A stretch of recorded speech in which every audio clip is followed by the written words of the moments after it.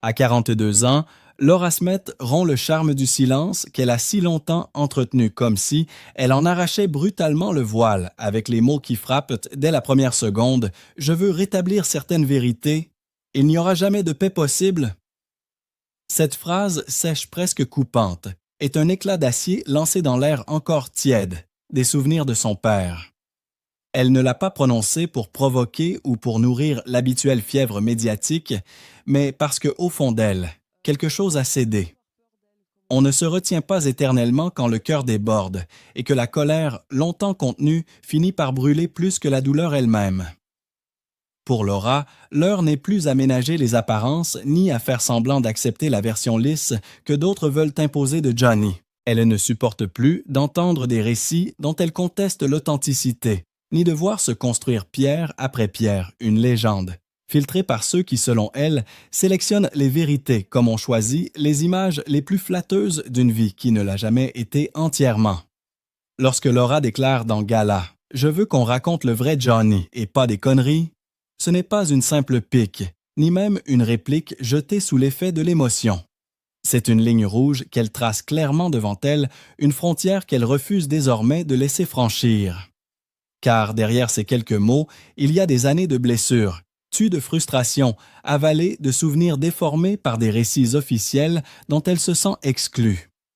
Et il y a surtout un symbole, l'annonce du biopic que Laetitia prépare avec Cédric Jiménez, projet auquel Laura n'a jamais été associée, comme si le regard de la fille aînée sur son propre père n'avait aucune légitimité. Cette exclusion répétée, silencieuse mais constante, l'a menée à une saturation.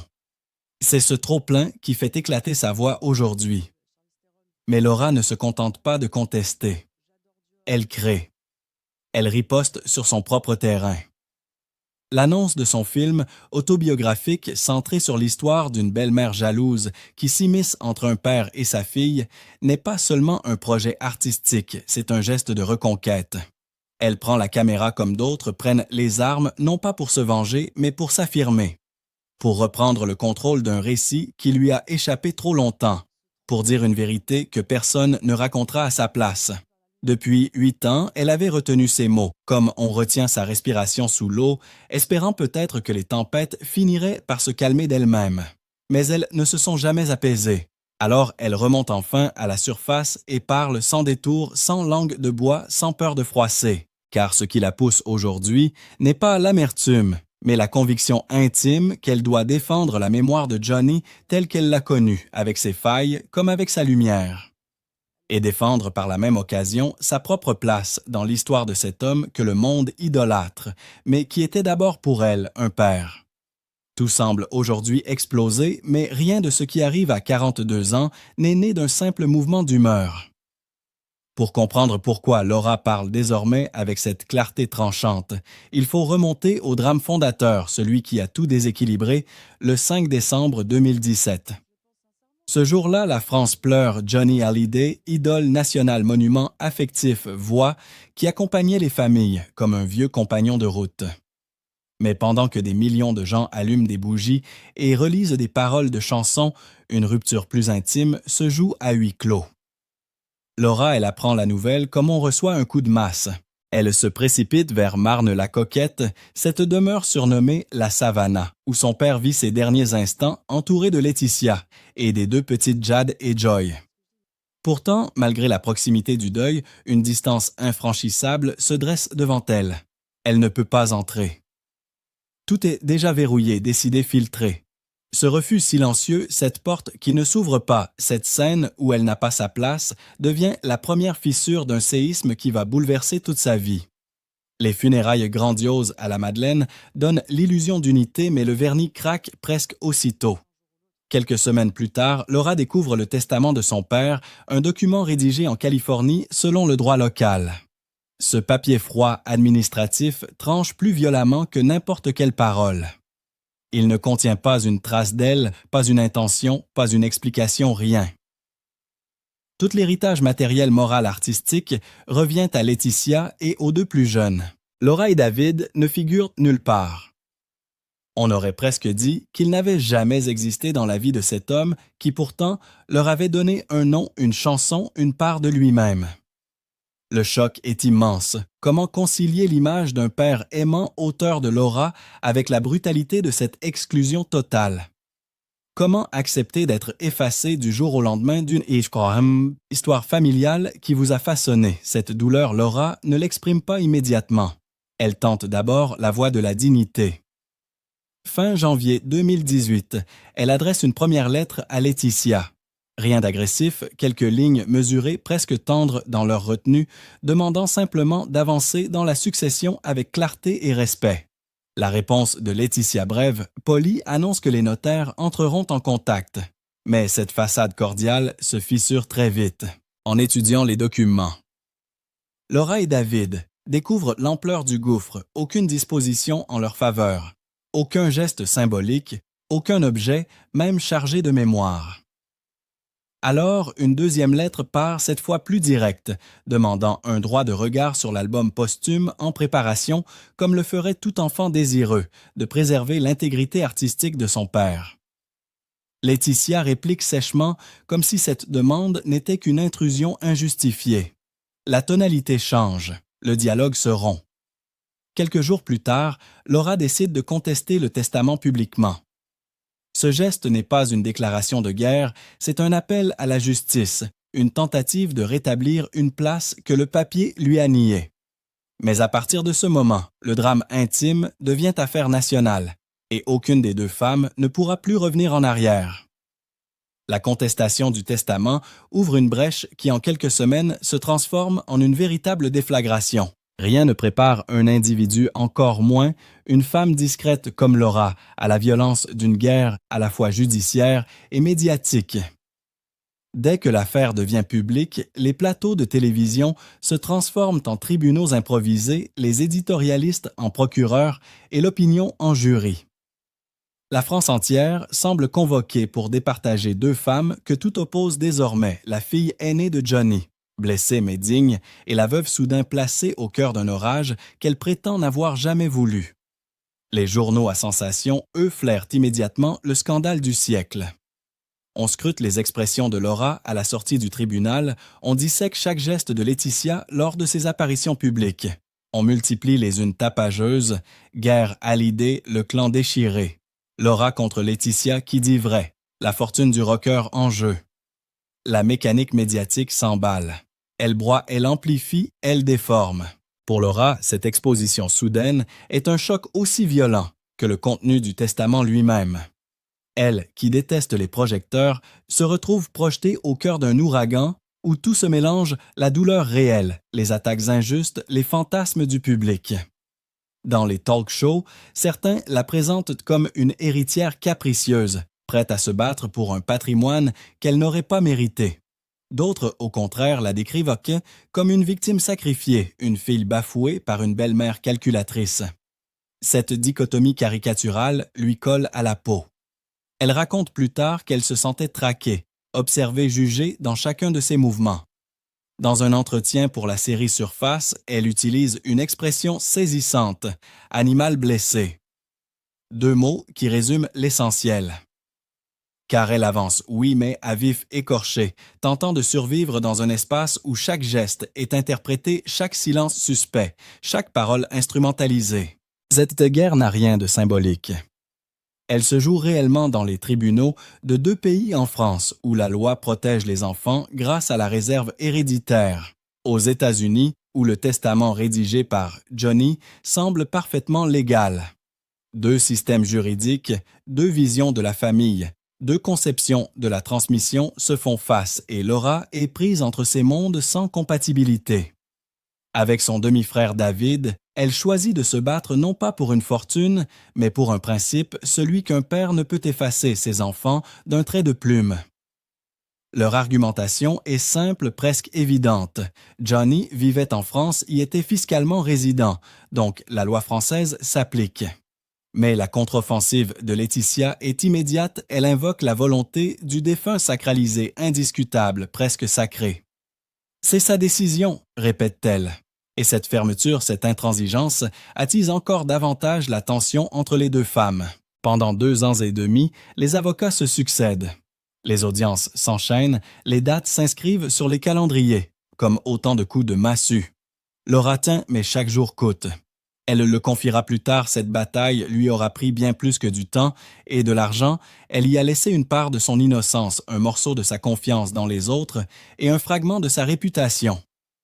Des réalisateurs hésitent à lui proposer des rôles redoutant le scandale familial.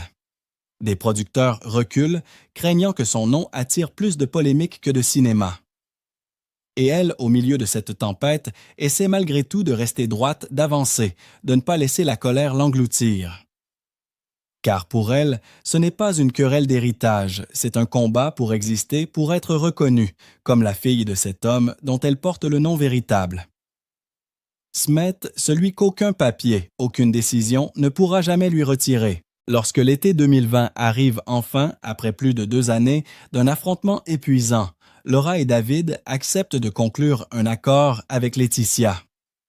Ce compromis présenté comme une sortie honorable pour chacun n'a pourtant rien d'une véritable réconciliation. Sur le papier, il semble clore un chapitre. Dans les cœurs, il ne fait que refermer provisoirement une plaie qui n'a jamais cessé de saigner. L'accord prévoit que Laura reçoive 1,5 million d'euros, somme à laquelle s'ajoute un geste d'une rare élégance fraternelle. David décide de lui verser une partie de ce qu'il perçoit pour rétablir un équilibre qu'il juge juste. Laura obtient également des éléments infiniment plus précieux à ses yeux que n'importe quelle somme, l'une des guitares de son père chargée d'histoire, et surtout les droits patrimoniaux de la chanson Laura, ce titre écrit pour elle en 1946, alors qu'elle n'avait que 3 ans. Cette chanson devenue au fil des années une sorte d'emblème intime, redevient pleinement la sienne. Elle y voit la preuve symbolique mais profonde qu'elle a compté que quelque chose d'elle demeure inscrit dans la mémoire artistique de Johnny, au-delà des documents légaux qui avaient tenté de l'effacer. Du côté de Laetitia, le partage est tout autre, elle conserve l'essentiel du patrimoine immobilier, notamment les propriétés de Saint-Barthélemy Los Angeles et Marne-la-Coquette, estimées entre 28 et 34 millions d'euros. Mais elle hérite également d'un fardeau que beaucoup ignorent, une dette fiscale colossale, avoisinant les 30 millions accumulés au fil de la carrière du rocker. Cet héritage double, mélange de richesse et de poids structure, désormais sa relation au nom Hallyday, entre prestige et menaces financières constantes. Cet aspect souvent mis en avant par les défenseurs de Laetitia n'apaise cependant pas les tensions entre les deux femmes. Même si la question financière est réglée, la fracture affective, elle reste béante. Car un accord juridique ne suffit jamais à recoudre une histoire familiale fracturée. Dès la signature, les rapports entre Laura et Laetitia demeurent gelés dans une froideur immuable. Elles ne se voient plus, ne s'écrivent plus, n'échangent même pas un geste poli. Chacune recommence sa vie, mais l'ombre de l'autre continue de planer silencieusement. Sur les réseaux sociaux, les photos de famille publiées par Laetitia ne montrent jamais Laura. Son absence devient presque un langage.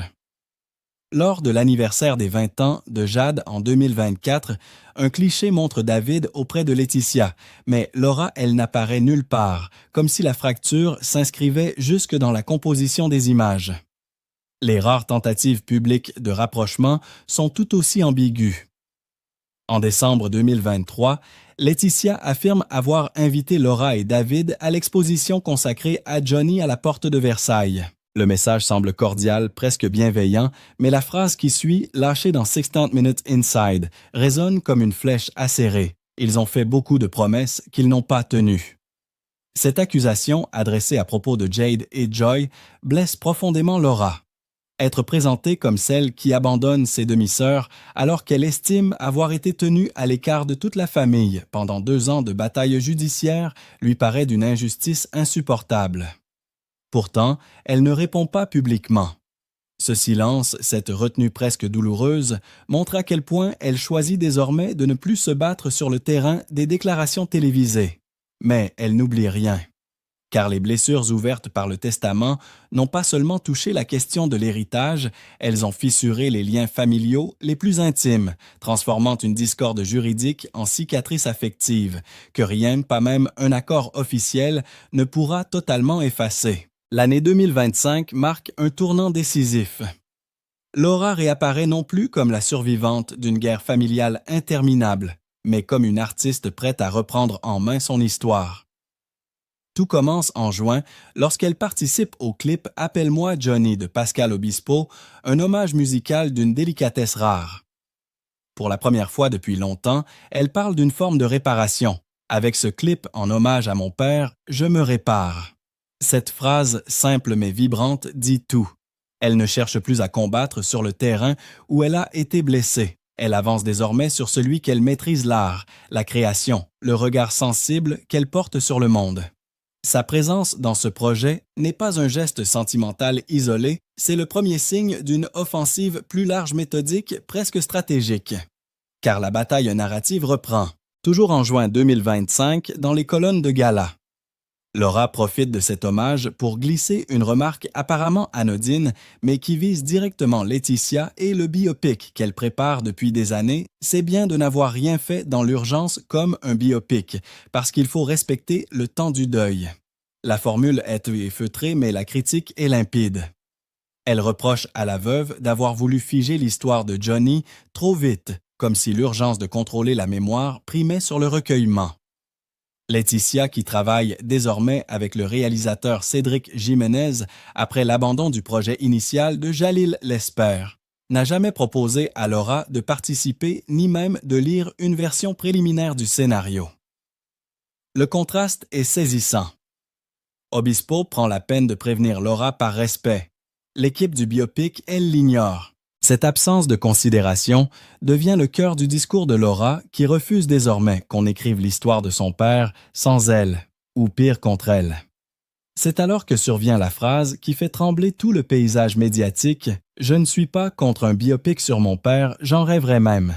Mais je veux qu'on raconte le vrai Johnny, et pas des conneries. » Ces 4 derniers mots, « pas des conneries », éclatent comme un coup de tonnerre. Jamais Laura n'avait parlé avec une telle netteté, un tel refus de laisser d'autres s'approprier le mythe. Elle ne dit pas que le film de Laetitia ment, mais elle laisse planer l'ombre d'un doute s'il embellit trop la réalité, s'il gomme les aspérités, s'il aseptise le rocker qu'elle a connu, alors ce sera une trahison. Et cette fois, elle ne laissera rien passer. Cette prise de parole déjà puissante en soi prend une dimension encore plus forte. Lorsque Closer révèle en septembre 2025 que Laura prépare son propre long-métrage. Un film inspiré de sa vie racontant l'histoire d'une star tombant amoureux d'une femme presque aussi jeune que sa fille, une belle-mère jalouse qui s'immisce entre un père et son enfant jusqu'à déchirer la famille. Impossible de ne pas voir le parallèle. La presse, les fans, les observateurs comprennent immédiatement que Laura transforme sa douleur en récit, son vécu en fiction, sa colère en œuvre. Elle écrit, elle construit, elle filme. Le cinéma devient son arme. Elle ne veut plus se battre devant les tribunaux ni sur les plateaux TV. Elle veut reprendre la main sur l'image de Johnny et sur la sienne propre. Ce film qu'elle réalise pour la première fois devient un manifeste, un acte de souveraineté intime. Dans ce geste créatif, il y a une transformation profonde. Laura n'est plus l'enfant blessé qui subissait, elle devient l'autrice, la metteuse en scène, la femme qui décide. Elle s'entoure d'alliés fidèles, Pascal Obispo, Eddie Mitchell, qui reconnaissent sa légitimité, son regard, son droit moral. Et chaque mot qu'elle prononce désormais porte un poids nouveau, celui de quelqu'un qui a trouvé sa voie après des années d'effacement. En 2025, Laura ne supplie plus. Qu'on la laisse exister, elle impose sa place. Si Laura a pu se dresser ainsi, la tête haute et la voix ferme, c'est parce qu'au cours des dernières années, elle a trouvé la stabilité qui lui avait tant manqué. La transformation qui s'opère en elle n'est pas seulement publique ou artistique. Elle est d'abord intime, presque invisible, née dans les replis silencieux de sa vie personnelle. En décembre 2018, elle épouse Raphaël Lancré-Javal, un entrepreneur discret dont la présence calme contraste avec le tumulte qu'elle traverse encore. Leur mariage civil est suivi quelques mois plus tard d'une cérémonie religieuse au Cap-Ferret, le 15 juin 2019, date qui aurait marqué le 76e anniversaire de Johnny.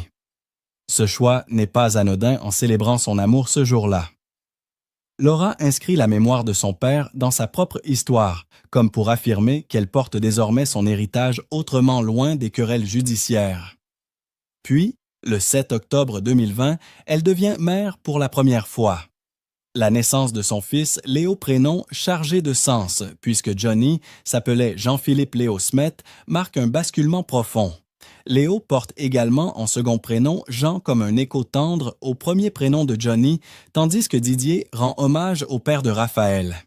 Cette transmission, à la fois symbolique et apaisée, scelle une forme de renaissance intérieure. Laura le confiera plus tard, avant d'être mère, elle n'aurait peut-être pas eu la force d'incarner Noémie son rôle dans la série Surface. La maternité, dit-elle, lui a appris la sérénité, lui a rendu une solidité qu'elle croyait perdue dans les décombres du scandale familial.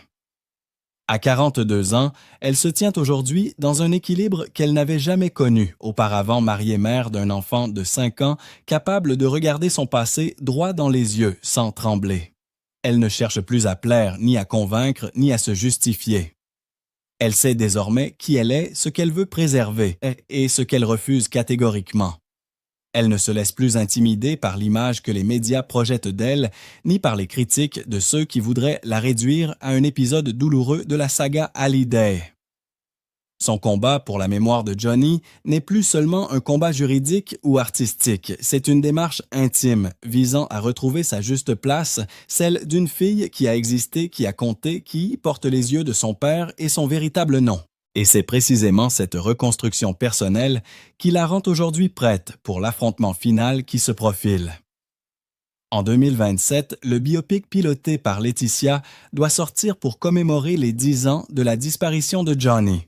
D'ici là, il se pourrait que le film de Laura soit déjà sur les écrans. Deux visions, deux récits, deux mémoires s'apprêtent à se confronter, la version officielle portée par la veuve et celle intime douloureuse incarnée par la fille aînée. Non plus une bataille juridique, mais une bataille de récits la plus féroce de toutes. Laura ne veut plus être effacée, ni reléguée, ni muselée. Elle reprend la caméra, son arme la plus juste, celle qui lui permet de reprendre le contrôle du narratif. Sur ce terrain, elle n'est plus l'enfant blessé, mais la narratrice souveraine. Désormais, rien pas même Laetitia ne peut l'arrêter. Après avoir tout perdu, tout affronté, tout reconstruit, Laura avance déterminée sur la voie qu'elle s'est tracée elle-même. La France entière observera l'affrontement des deux films, fascinée par cette saga familiale qui n'en finit pas de se réinventer.